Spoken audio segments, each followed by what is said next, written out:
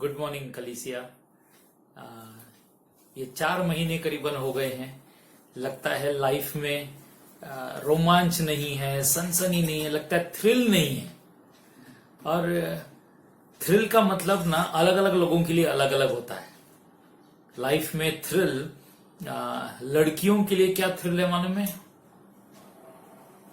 लड़कियों का थ्रिल ये है, अरे घर में सांप आ गया था और उसको कैसे इन्होंने डील किया, वो एक थ्रिल होता है। लड़कों के लिए क्या थ्रिल होता है मालूम है?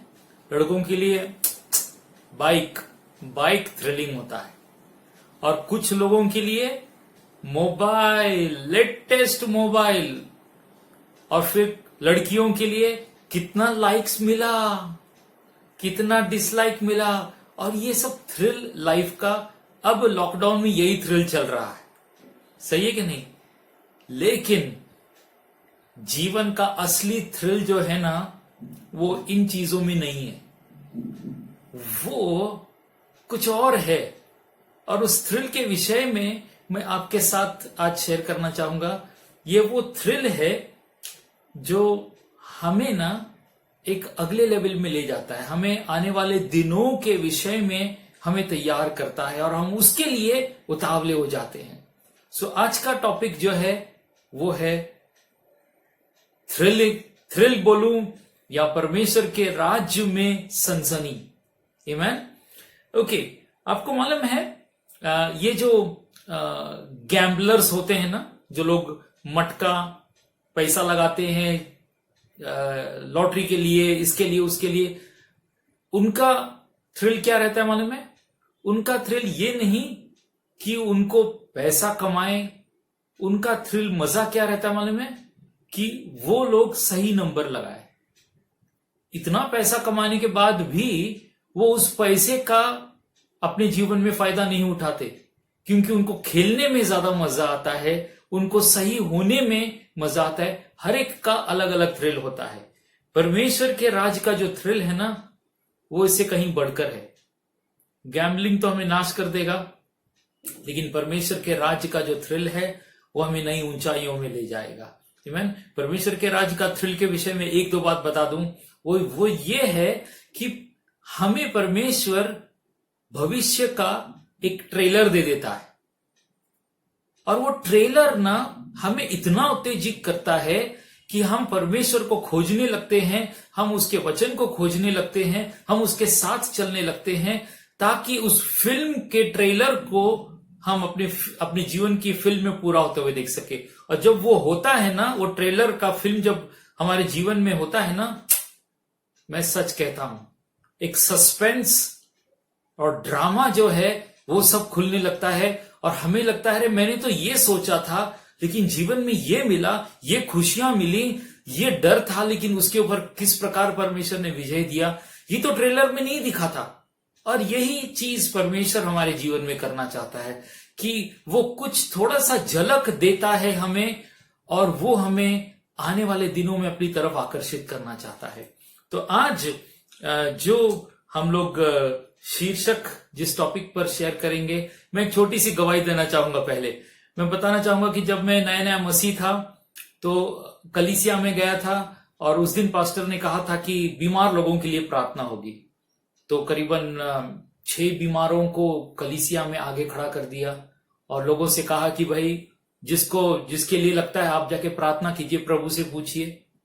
और मुझे लगा पवित्र आत्मा मेरे अंदर से लीड कर रहा है और कह रहा है तुम इस व्यक्ति के पास जाओ जो लकवे का मारा है। एक आदमी ऐसा लकवे का पूरा आधा एकदम लकवे में था, उसको लाके खड़ा कर दिया वहां पे। पता नहीं कैसे खड़ा था, एक्चुअली कुछ लकड़ी दी थी उसके हाथ में, वो ऐसे ही खड़ा था। कुछ लोग उसके आजू बाजू जमा हो गए, मैं भी गया और मैंने आंख बंद करके प्रार्थना करना शुरू किया। ये मेरा एकदम नया एक्सपीरियंस था, मैं नया नया मसीह था। ऐसा लगा मेरे बंद आंखों में परमेश्वर मुझे पूरा का पूरा चित्र दिखा रहा है, ब्लैक एंड व्हाइट। और फिर परमेश्वर ने दिखाया कि उसने उसे चंगाई दी है।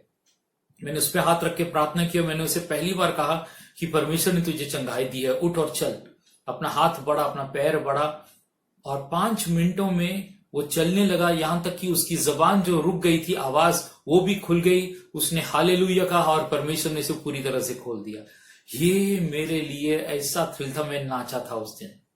मैं उस दिन बहुत नाचा और कई दिनों तक, यहां तक कि आज भी मेरे लिए वो थ्रिल जो था ना, आज भी 32 साल हो गए प्रभु के साथ चलते चलते, वो थ्रिल आज भी ताजा है जो मुझे आज यहां तक लेकर आया है। आमीन। सो इस थ्रिल को मैं आज शास्त्र की कहानियों में से आपको बताना चाहता हूं। नौजवानों, मैं आपसे रिक्वेस्ट करूंगा कि ये कहानी जो है आज की, वो खास करके आपके समयों के लिए है, ये आपके जीवन के लिए है। ठीक है, तो आज मैं एक व्यक्ति के चरित्र के विषय में मैं बताऊंगा और आपको उसका नाम बताना है, फिर उसकी मैं कहानी बताऊंगा। सबसे पहले, यह नौजवान जो था, ये बहुत ही धनवान व्यक्ति था। नौजवान धनवान। दूसरी बात, वो टकलू था। किसी को याद आ रहा है कौन है ये? नहीं, अगला हिंट देता हूं। उसने ना यर्दन नदी को 2 भाग किया और उसमें से अकेला चल के गया। यर्दन नदी तीसरी बार अलग हुई थी। ठीक है, किसी को याद आ रहा है? नहीं? ओके, एक और हिंट देता हूं। बेथेल शहर में उसको करीबन 50 गुंडों ने उसको घेर लिया था। उसको चिढ़ा रहे थे, उसका मजाक उड़ा रहे थे। उसने परमेश्वर को फरमान लगाई और कुछ ही देर में वहां पर 2 भेड़िए आए और 42 नौजवान लोगों को काट के मार डाला। किसी को याद आ रहा है कौन है ये नौजवान जिसकी मैं कहानी बताने वाला हूं? ओके, एक और हिंट। उसने जीते जी 13 मिरेकल्स किए, 13 मिरेकल्स।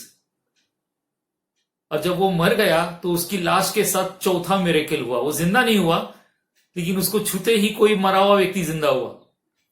अभी तो याद आया? नहीं? एक और हिंट देता हूं। उसने अकेले ही परमेश्वर की आवाज सुन के पड़ोसी देश की सेना जो उनको घेर ली थी, अकेले के अकेले उसने पूरे देश को बचाया। एक तलवार चलाए बिना परमेश्वर ने उसका इस्तेमाल किया। यहां तक कि पड़ोसी दुश्मन देश का मंत्री कोड़ी था, वो उसके पास चंगाई के लिए आया। अब तो याद आ गया, एलीशा। बिल्कुल सही, एलीशा जो एलीजा का सेवक था। एलीशा जो एलीजा का सेवक था। आमीन। आओ इस कहानी को हम लोग देखते हैं। पहले हम प्रार्थना करेंगे। प्रभु यीशु मसीह, हम धन्यवाद देते हैं।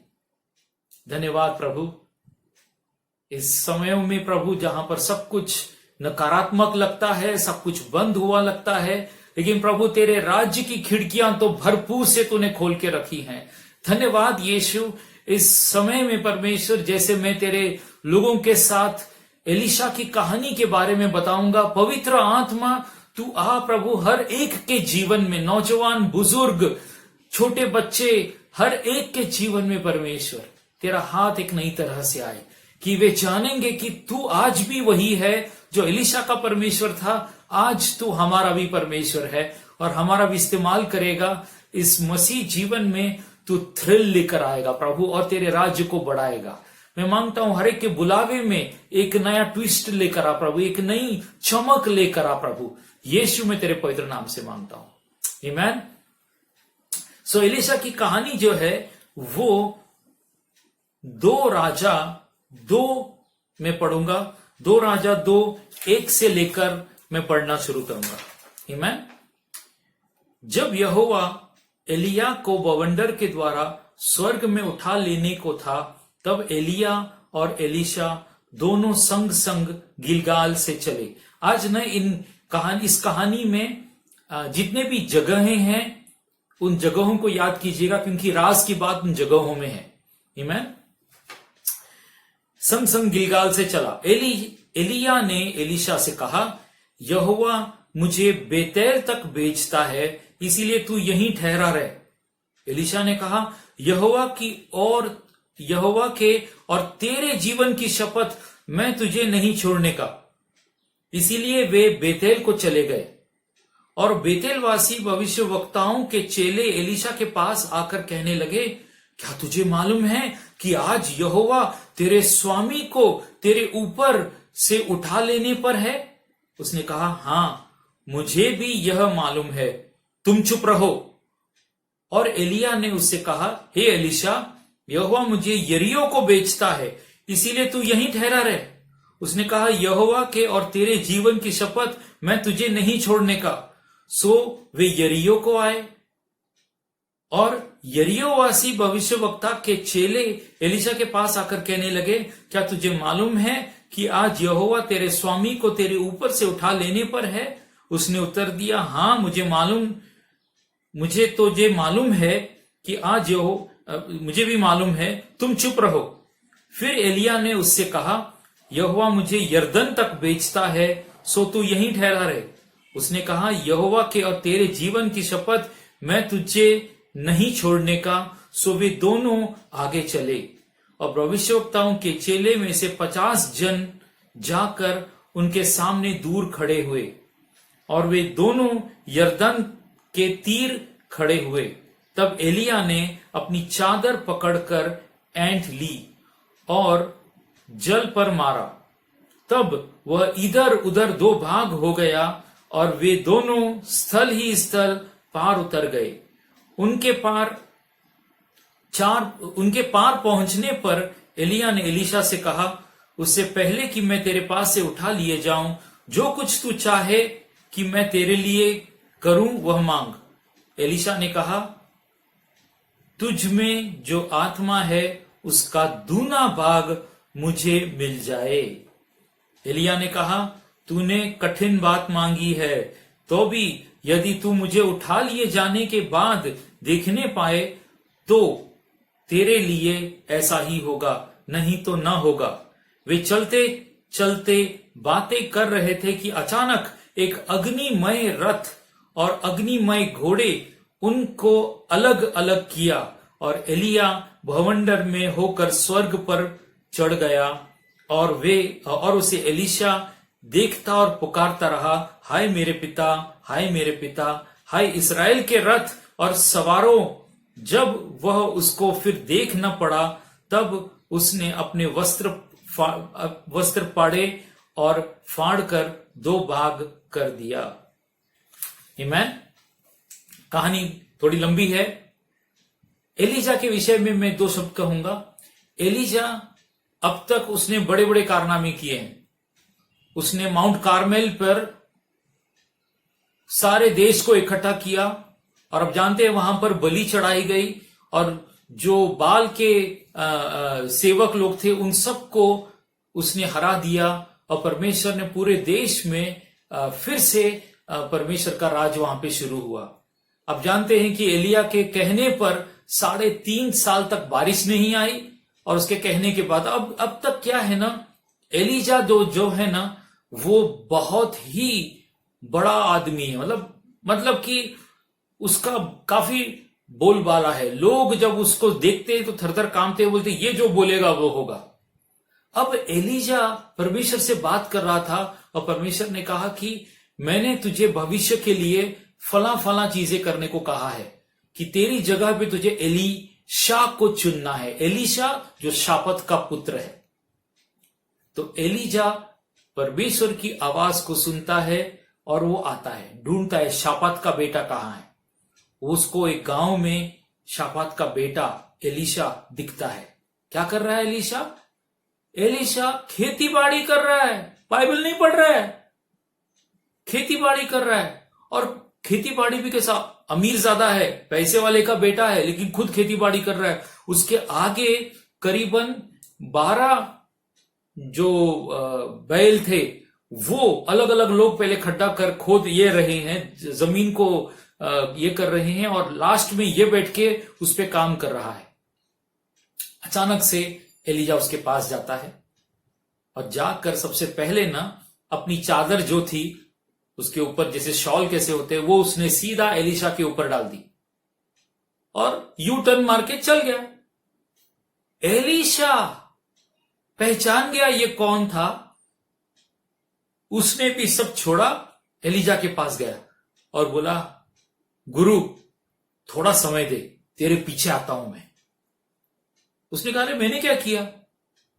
उसने कहा, नहीं नहीं नहीं, मैं आपके पीछे आना चाहता हूं, मुझे आपके साथ रहना है, मुझे थोड़ा समय दे दो। उसने एक बड़ा पार्टी दिया एलिशा ने पूरे गांव वालों को। वो जो उसका बैलगाड़ी था उसको उसने बलि चढ़ाया और उसका मटन बनाया। किसके ऊपर मालूम है? वही लकड़ी के ऊपर जिससे वो हल जोत रहा था, उसके लकड़ी के ऊपर उसने जलाकर मटन बनाया, सबको पार्टी दिया। उसने अपना जो भी रोजी रोटी कमाने का जो जरिया था वो उसने सब खत्म किया और वो लग गया एलिजा के पीछे। सबसे पहला थ्रिल उसके जीवन का कि वो कामयाब था अपने जीवन में, उसके पास कोई चीज की कमी नहीं थी, लेकिन उससे कुछ तो चाहिए था जिसके लिए वो रुका हुआ था। और अब उसके जीवन का बुलावा जो था वो जैसे शुरू हो गया। एलिजा उसके पास आया था, कुछ नहीं कहा, सिर्फ उसने ये डाल दिया। वो समझ गया क्योंकि उसने अपने मन में परमेश्वर को पुकारा था, इसीलिए एलिजा उसके पास आता है। कहानी आगे बढ़ती है। एलिशा जो है वो एलिजा का एक सेवक हो जाता है, उसका असिस्टेंट हो जाता है। वो उसको बाप की तरह डील करता है और उसका बेटे जैसे बन जाता है। जो उसको चाहिए एलिजा को, उसके लिए वो सब कुछ करने लगता है और हर समय तैयार रहता है कि एलिजा क्या सिखा रहा है परमेश्वर के विषय में। अब काफी समय हो गया था, उसने ट्रेनिंग उसके साथ पूरी की थी। अब ऐसा समय आया कि एलिजा को परमेश्वर उठा के लेके जाने वाला है स्वर्ग में जिंदा। तो ये बात जो है ना सिर्फ सीक्रेट नहीं थी, ये बात परमेश्वर ने एलिशा को बताई थी, ये बात एलिजा भी जानता था, ये बात और भी भविष्यवक्ता जानते थे। देखो परमेश्वर जब कुछ भी करता है ना तो वो धरती पर बताता है और फिर वो करता है। तो जब एलिजा को मालूम पड़ा कि अब मेरा टाइम टेबल खत्म होने को आया है, मैं जहां जहीं पर भी बाइबल स्कूल चालू किया है, भविष्यवक्ताओं के स्कूल, मैं वहां पर जाऊंगा और हर एक को आखिरी संदेश दूंगा या प्रार्थना करूंगा, आशीष करूंगा और फिर परमेश्वर का आत्मा मुझे उठा के लेके जाएगा। तो वो और एलिशा दोनों मिलके गिलगाल पहुंचे। आज का जो मैंने वहां से पढ़ा, गिलगाल पहली जगह। गिलगाल पे आने के बाद वहां पर सेवकों से मिलने के बाद एलिजा कहता है, एलिशा तू इधर ही रुक, मैं जाता हूं बिथेल में, तू इधर ही रुक। एलिशा बोलता है नहीं नहीं नहीं नहीं नहीं, परमेश्वर और तेरी शपथ खाता हूं, मैं तेरे को छोड़ने वाला नहीं हूं, तू जहां जाएगा मैं तेरे पीछे आने वाला हूं। एलिशा बोलता है ठीक है। तो वो लोग बिथेल जाते हैं, वहां पर बाइबल कॉलेज है, वहां पर भविष्य वक्ताएं हैं जो एलिशा से मिलते हैं। बोलते हैं अरे तेरे को मालूम है कि आज तो एलिजा को, आपके गुरु को परमेश्वर लेके जाने वाला है। बोलता है मेरे को मालूम है, तू चुप बैठ बोलता है। इतने में एलिजा बोलता है, एलिशा तू ये रुक, मैं जाता हूं यरीहो। एलिशा बोलता है नहीं नहीं, मैं भी तेरे साथ आऊंगा। वो यरीहो पहुंचते हैं। यरीहो में भी वैसी ही बातें होती हैं। एलिशा बोलता है मुझे मालूम है कि आज मेरे गुरु को उठा के लेके जाने वाले, तुम लोग चुप बैठो। एलिजा फिर बोलता है, एलिशा तू इधर ही रुक, मैं जाता हूं यरदन के पास। एलिशा बोलता है नहीं नहीं नहीं, मैं भी तेरे साथ आने वाला हूं, परमेश्वर और तेरी शपथ में तेरे को छोड़ने वाला नहीं हूं। वो जाता है यरदन के पास। अब यरदन के पास आ गए तो बहुत सारे भविष्यवक्ता जो इधर से थे वो भी उसके पीछे चल के आते हैं। करीबन 50 भविष्यवक्ता थे और वो रुक जाते हैं और एलिजा और एलिशा दोनों यरदन नदी के तट पर आते हैं। एलिजा अपना चादर निकालता है, लपेटता है और वो नदी को उससे छूता है। जैसे ही नदी को छूता है, नदी दो भाग हो जाती है, सूख जाती है। एलिजा और एलिशा आराम से उससे सूखे में से चलकर उस पार चले जाते हैं। दोनों बातें कर रहे हैं। एलिजा पूछता है एलिशा से, देख अभी मेरा जाने का टाइम आया है, बोल मैं तेरे लिए क्या करूं। तो एलिशा बोलता है मुझे ना तेरा डबल अनॉइंटिंग चाहिए, तेरे ऊपर जो अभिषेक है, तेरी आत्मा के ऊपर मुझे डबल चाहिए। वो कहता है ये तूने बहुत मुश्किल बात मांग ली, फिर भी जब तू मुझे देखेगा कि परमेश्वर का आत्मा उठा के लेके जा रहा है, जब तू मुझे देखेगा तो ये अभिषेक तेरे ऊपर आएगा, नहीं तो तू मिस कर देगा। और ऐसी ही बातें कर ही रहे थे कि अचानक से रथ आया, आग से भरा हुआ रथ, उस पर घोड़े थे, वो भी आग से भरे हुए, और एलीजा और एलीशा को दोनों को अलग कर दिया। वो रथ बीच में आ गया। एलीजा जो था वो उस रथ पर सवार हुआ और पलक झपकते ही वो स्वर्ग चला गया, और उसका जो चादर था वो नीचे गिर गया, और एलीशा ने पकड़ लिया, और एलीशा ने रोया, वो चिल्लाया, क्योंकि उसका बाप जैसे आत्मिक बाप था वो उसकी नजर से ओझल हो गया, उसे मिस करने लगा, वो चिल्लाने लगा, अपने कपड़े फाड़े, वो दुख मनाने लगा। फिर वो एलीजा का चादर लेता है, उसे अपने ऊपर लेता है, और फिर वो यूटर्न मारता है, जहां से आया था वहीं पे जाता है, और फिर जाते ही सबसे पहले उस नदी के पास आता है, उस चादर को लपेटता है, और फिर वो यरदन नदी को उसे टच करता है, और क्या कहता है मालूम है? वो कहता है, कहां है एलीजा का परमेश्वर? और अचानक से नदी दो भाग हो जाती है, और एलीशा यहां से उस पार चला जाता है, और वो 50 लोग जो उस तरफ थे वो उनसे मुलाकात करते हैं। आगे क्या हुआ स्टोरी में हम लोग फिर कभी देखेंगे। उसके बाद क्या हुआ, वो गुंडे, ये वो राजा, ये सब बड़ा थ्रिल है। ये तो शुरुआत थी थ्रिल के इसके जीवन की थ्रिल की। इस कहानी में अब तक जो भी बातें बताई उसमें से चंद शिक्षा हम लोग लेना चाहेंगे। सबसे पहले ये कि एलीजा और एलीशा के विषय में अगर मैं कहूं तो एलीशा परमेश्वर को चाहने वाला व्यक्ति था, और वो कहीं पर भी था, जहां कहीं भी था, जिस स्थिति में था, वो परमेश्वर से जिद कर रहा था। इसीलिए परमेश्वर ने उसे देखा एक कोने में, और उसने आवाज लगाई दूसरे कोने में एलीजा से कि जा उसे चुन, क्योंकि मैंने उसे चुना है। तुम कहीं पर भी हो, तुम परमेश्वर के राज्य के लिए तुम उतावले हो, तुम परमेश्वर से मांग रहे हो, परमेश्वर की नजर तुम्हारे ऊपर है, उसका अभिषेक तुम्हारे लिए है। ये कहानी मानो कि आज तुम्हें बुला रही है, ये कहानी मानो कि तुम्हारी है, कि परमेश्वर तुम्हें चुन रहा है, तुम्हें एक थ्रिल दे रहा है। दूसरी बात, एलीशा दो माइंड का नहीं था। उसने ये नहीं बोला, आइला अभी तो यार खेती बाड़ी का काम सेट करना है, उसके बाद आता हूं। सब छोड़ दिया उसने, लग गया परमेश्वर के। वो एक सिंगल माइंडेड था, उसका लक्ष्य परमेश्वर के लिए सिर्फ रुका था। जब तू हां बोलेगा तब मैं परमेश्वर खुद ही मारूंगा। परमेश्वर के लिए रुका, उसने परमेश्वर के राज्य के लिए सबसे पहले अपना पुराना सब कुछ खत्म कर दिया, क्योंकि उसका विश्वास, उसका भरोसा ये दुनिया की चीजें, उसका नाम, उसका शोहरत नहीं था, क्योंकि वो जानता था कि ये जो है ये सब चले जाने वाला है, जो अनंत काल के लिए रहने वाला है, उसके पीछे मैं चलूंगा। और एलीशा ने एलीजा के साथ जाना बेहतर समझा। ओके, अब इन 4 जगहों के बारे में मैं बात करूंगा, क्योंकि इसी 4 जगहों में आपको समझ में आएगा कि परमेश्वर अगला कदम आपसे क्या अपेक्षा करता है, कैसे आप इस अभिषेक को ले सकते हैं, कैसे आप अभिषेक में चल सकते हैं और अपना लक्ष्य अपने जीवन में पूरा कर सकते हैं। सबसे पहले हम देखते हैं एलीजा और एलीशा गिलगाल में है।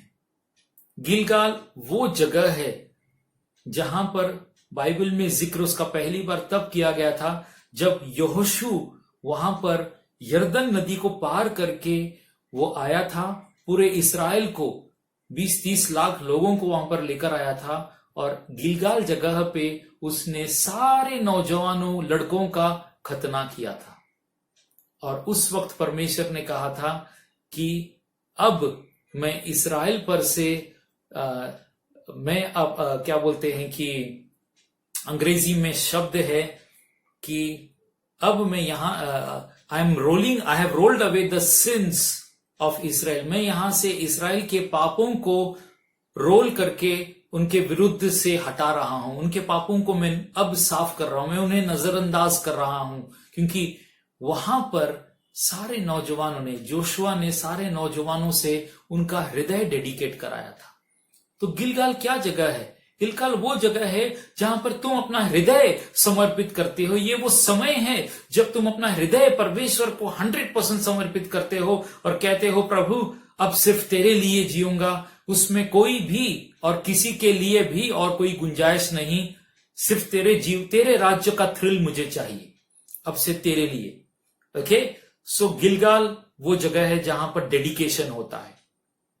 दूसरी जगह, गिलगाल से एलिजा चला गया बेथेल। बेथेल याद है? बेथेल पहली बार जिक्र कहां गया था?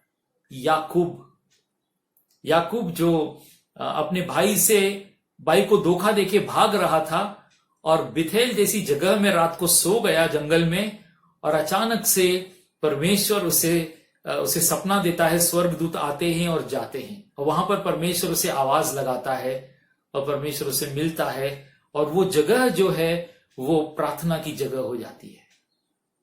तो बेथेल जो है वो हाउस ऑफ प्रेयर है, वो समय है। जब तुमने अपना हृदय परमेश्वर को दे दिया है तो अपना समय उसके वचन के लिए, उसके साथ प्रार्थना करने के लिए बिता दो, क्योंकि ये वही जगह है जहां पर परमेश्वर को याकूब ने उतरते और जाते देखा, स्वर्गदूतों को। ये वही जगह है, ये वही समय रहेंगे जब तुम परमेश्वर को तुम्हारे जीवन में अभिषेक लाते हुए देखोगे। वो तुम्हें ट्रेलर दिखाएगा तुम्हारे भविष्य का, वो ट्रेलर दिखाएगा तुम्हें आने वाले दिनों का। ये वो समय रहेंगे जब तुम उसके साथ बिताओगे। सो पहला डेडिकेशन, दूसरा प्रार्थना और वचन, उसके साथ लगे रहना। हर एक वो राज की बात जो तुम्हें नहीं समझ में आ रही है, तुम उसे छोड़ना नहीं बाइबल में। क्यों ऐसा क्या लिखा है, ऐसा क्यों बोला यीशु ने? तुम्हें परमेश्वर से पूछना है, जिद करना है, और परमेश्वर को मजा आता है जब तुम उससे जिद करके वो राज की बात पूछते हो ना, वो तुम्हें बताएगा, ताकि तुम्हें वो चाबियां देगा, तुम्हें वो आने वाले दिनों के बारे में पहले आगाह करेगा, ताकि तुम औरों को लीड कर सकोगे, तुम औरों की अगुवाई कर सकोगे, तुम उस अभिषेक को लेकर औरों की अगुवाई कर सकोगे। आमीन। सो बेथेल वो जगह है। फिर वहां से एलिशा कहां जाते हैं? यरीको जाते हैं। यरीको के विषय में क्या लिखा है? यरीको के विषय में लिखा है कि उसे यहोशू ने घेरा था और 7 दिन तक चक्कर मारा था, याद है? लेकिन इस चक्कर मारने से पहले यहोशू की मुलाकात उस व्यक्ति से हुई थी जिसने कहा था कि मैं कैप्टन हूं, इस लड़ाई का कैप्टन मैं हूं। और इस आत्मिक युद्ध में जब तुम्हें परमेश्वर अभिषेक देता है, जब तुम्हें परमेश्वर सब कुछ दे देता है, तो वो कहता है मैंने तुम्हें दिया है, लेकिन जानो कि कैप्टन मैं हूं, इस आत्मिक लड़ाई का कैप्टन मैं हूं, मैं तुम्हारे लिए लड़ूंगा, तुम सिर्फ एक एक कदम आगे बढ़ाओगे। याद है अब्राहम की कहानी? 318 लोगों को लेकर वो हजारों को मार के आया था, सोच रहा था अहिला हम लोग कैसे जीते, और मेल्कीसेदेक कहता है कि परमेश्वर ने तुझे विजय दिलाई है। जानो कि परमेश्वर तुम्हें विजय दिलाने वाला परमेश्वर है। याद रखना, यरीको का मतलब है परमेश्वर तुम्हें उन मजबूत गढ़ों को तोड़ने के लिए तुम्हारे आगे जा रहा है। जीवन के कई मजबूत गढ़ होते हैं, वैसा मजबूत गढ़ था वो कि मनुष्य के हाथ से उस दीवार को तोड़कर आप उस शहर पर विजय नहीं पा सकते। परमेश्वर ने खुद जिम्मेदारी ली और सिर्फ कहा तुम घेरा मारो। और यरीको वो जगह है जहां पर तुम परमेश्वर की आज्ञाओं का पालन करते हो, परमेश्वर तुम्हारे लिए लड़ाई करता है और तुम विजय पर विजय देखोगे। आमीन। चौथी जगह, यरदान कहानी। यरदन के विषय में अगर हम देखते हैं तो शास्त्र में 3 बार यरदन नदी को फाड़ दिया गया। अब आपका होमवर्क रहेगा 3 बार कौन से थे, आप खुद चेक कर लीजिएगा। लेकिन यरदन वो नदी है जहां पर हमारा प्रभु यीशु ने पानी का बपतिस्मा लिया था। और आपको याद है पानी का बपतिस्मा लेकर जब वो बाहर आया था तो क्या हुआ था? आकाश खुल गया, वहां से एक आवाज आई, एक खुशी की आवाज, एक ऐसी आवाज जिसने उसके अंदर एक मजबूती लाई। और उसमें आवाज में ये कहा गया कि यह मेरा प्रिय पुत्र है, इससे मैं बहुत खुश हूं।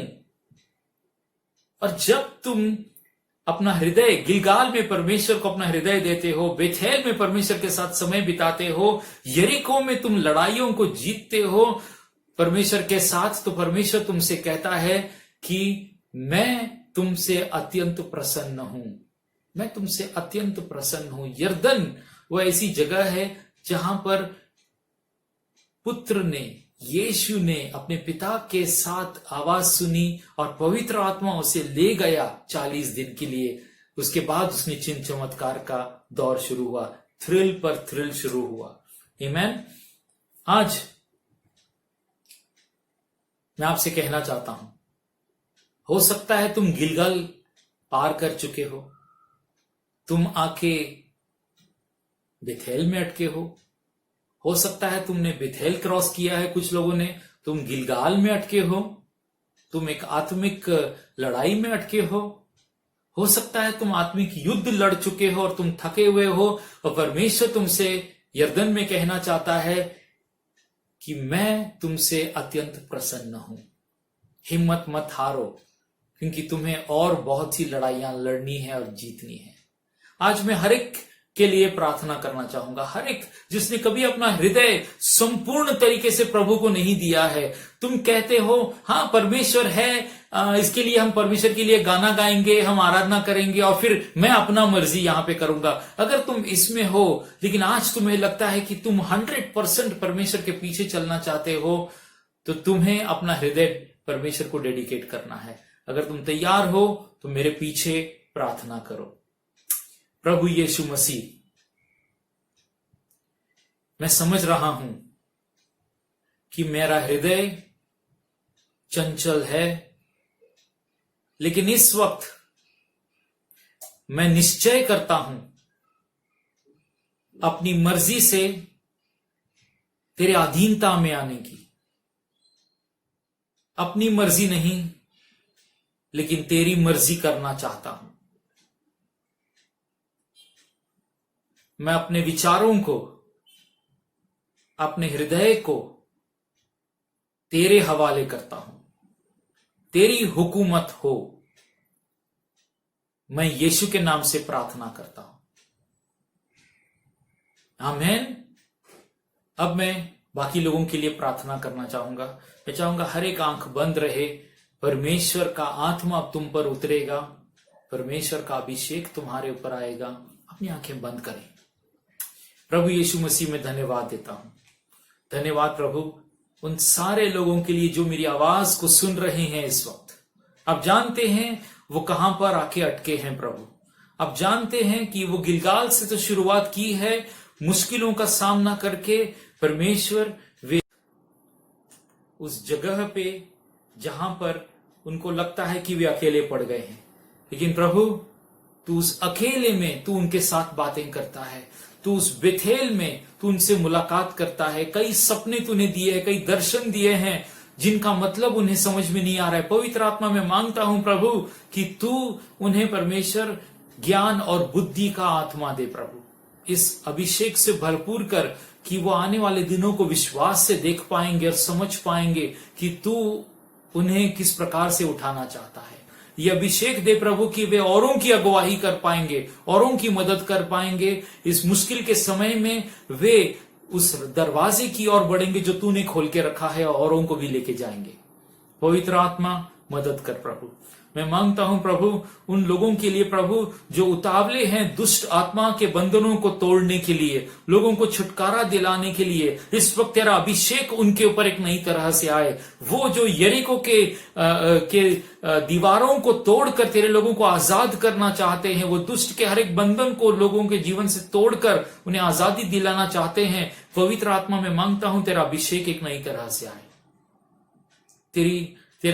तेरा आत्मा एक नई तरह से उनके ऊपर उतरे, एक नया अधिकार उनके जीवन में आए प्रभु। धन्यवाद यीशु। और वे लोग जो थके हुए हैं प्रभु, पवित्र आत्मा उन्हें ताजा करना प्रभु, उनके कमजोरी में तेरा बल आने देना प्रभु। वे आवाज तेरी सुन पाए कि तू उनसे प्रसन्न है, तेरी मुस्कुराहट उनके जीवन के ऊपर है कि अब वे संतुष्ट होके नहीं बैठेंगे, लेकिन ताजा होकर फिर से औरों को तैयार करेंगे इस विजय की जीवन में उनका उत्साह बढ़ाने के लिए। वो अपनी कहानियों के द्वारा, अपने जीवन के विजयों के द्वारा औरों को प्रोत्साहन देंगे। मैं मांगता हूं ऐसा होने दे प्रभु, यीशु मैं तेरे पवित्र नाम से मांगता हूं, आमीन। मैं चाहूंगा इस वक्त हम लोग आराधना करें, परमेश्वर के इस अभिषेक में जो बह रहा है उसे लेते जाएं, ये गीत हम मिलकर गाएं और परमेश्वर की आराधना करें, क्योंकि उसका आत्मा तुम्हारे ऊपर एक नई तरह से उतर रहा है। उसे ग्रहण करो, उसे लेते जाओ, परमेश्वर तुम्हें शांति दे और फलवंत करे। आमीन।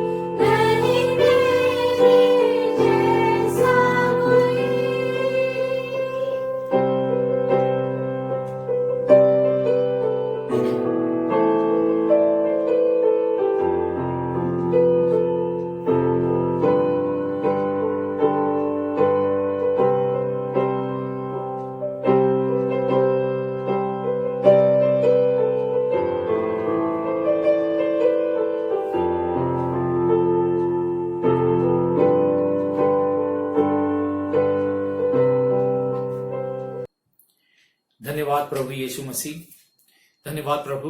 जैसे तेरे लोगों ने तेरे इस अभिषेक को लिया है प्रभु, हम आभारी हैं, हम आभारी हैं प्रभु कि तू अपने लोगों से मिला है, तूने उनको ताजा किया है, तूने उन्हें अपनी आत्मा से तृप्त किया है, धन्यवाद, धन्यवाद, धन्यवाद प्रभु। हम तुझे सारी महिमा, सारा गौरव देंगे।